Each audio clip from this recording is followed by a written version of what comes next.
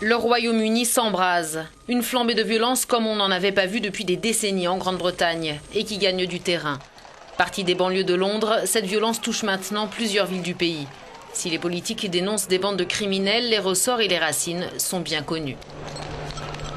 Retour aux années 80. Londres est à feu et à sang, dans ces mêmes quartiers où la révolte a débuté cette fois-ci.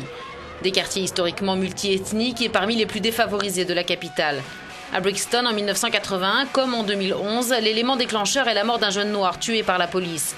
Mais en toile de fond, c'est tout le malaise social d'une communauté que reflètent ces violences. Un malaise exprimé par les clashs dans la fameuse Guns of Brixton, 2 ans avant les émeutes. Un malaise entre les jeunes et la police, un sentiment de racisme, de harcèlement, mais aussi d'abandon économique.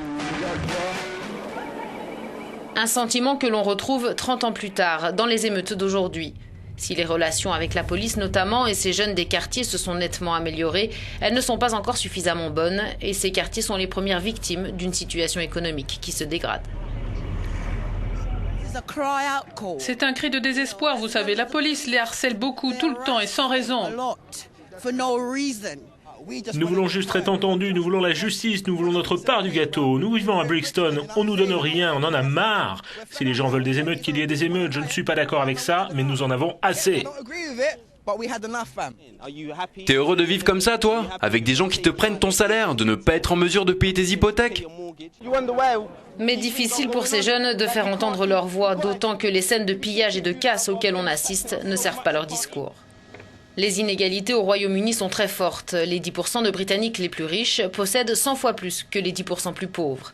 Le coefficient Gini qui mesure ces inégalités est passé de 0,27 à 0,38 en 30 ans.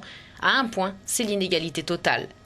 Le chômage en Grande-Bretagne est de 7,9%, mais il atteint plus de 20% pour les seuls 16-24 ans.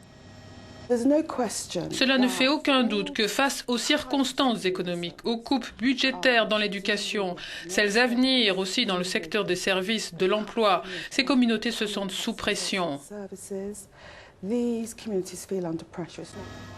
Et puis il y a les réseaux sociaux que nombreux dénoncent comme l'une des causes d'une si rapide propagation de la révolte.